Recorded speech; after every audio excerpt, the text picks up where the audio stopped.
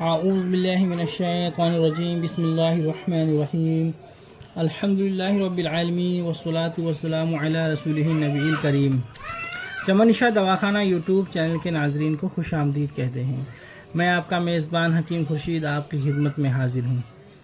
آج کا جو ہمارا موضوع ہے وہ یہ ہے کہ اشراق کی نماز کی کیا فضیلت ہے، اسی طرح سے چاشت کی نماز کی کیا فضیلت ہے اور اوابین نماز کی کیا فضیلت ہے۔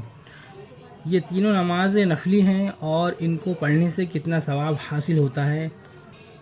روایت میں آیا ہے کہ اشراق کی نماز کی 2 رکعت بھی ہیں اور 4 رکعت بھی۔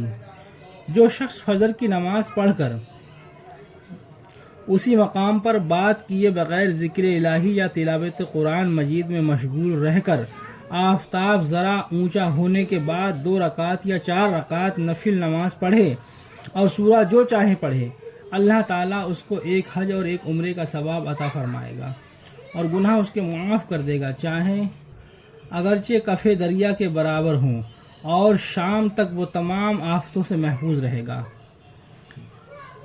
اور چاشت کی نماز کی جو فضیلت ہے وہ یہ ہے کہ حضرت سیدنا علی کرم اللہ وجہہ سے روایت ہے کہ حضرت نبی کریم صلی اللہ علیہ وسلم نے فرمایا، جو شخص پہر دن چڑھے یعنی 9 بجے یا 10 بجے 12 رکعت یا 6 رکعت نماز پڑھے اور سورہ جو چاہے پڑھے، اللہ تعالیٰ اس کے واسطے ایک محل جنت میں عطا فرمائے گا اور تمام گناہ معاف فرما دے گا۔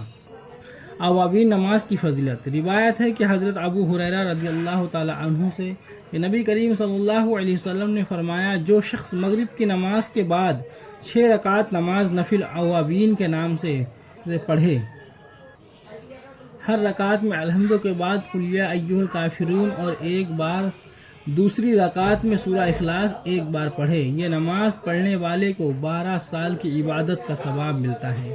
بعض روایت میں 50 سال کی عبادت کا ثواب ملتا ہے، ایک روایت میں ایک حج کرنے کا ثواب ملتا ہے، اور ایک روایت میں لکھا ہے کہ اللہ تعالیٰ اس کو جنت میں ایک محل عطا کرے گا۔ یعنی کہ جو یہ نفلی نماز ہے یہ بے شمار برکات اور ثواب کی حامل ہیں۔ تو یہ نفلی نمازوں کا بہت بڑا اجر و ثواب ہے۔ اللہ اگر ہمیں توفیق دے تو ہمیں فرض نماز کے علاوہ ان نفلی نماز کو بھی پڑھنا چاہیے۔ جو کوئی شخص اللہ کا برگزیدہ بندہ بننا چاہتا ہے، اس کا خاص بندہ بننا چاہتا ہے، تو اس کو چاہیے کہ نوافل کی کثرت کرے۔ نفل نمازوں کا اضافہ جو ہے وہ انسان کو اللہ کی بارگاہ میں محبوب بناتا ہے۔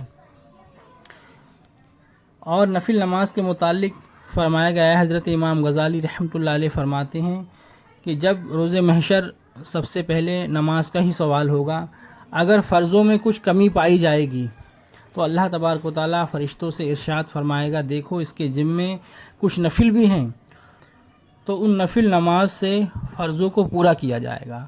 جو فرض نماز میں آپ کی کمی ہوگی تو ان نفلوں سے پورا کر دیا جائے گا۔ تو نفل نماز کا بھی ذخیرہ ہمارے پاس ہونا بہت ضروری ہے۔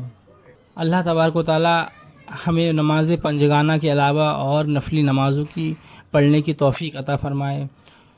آج کا ویڈیو ہم یہیں پر اختتام کرتے ہیں۔ اللہ تبارک و تعالیٰ آپ کو بھی ہدایت عطا فرمائے، ہمیں بھی ہدایت عطا فرمائے اور صراط مستقیم کے راستے پر چلائے۔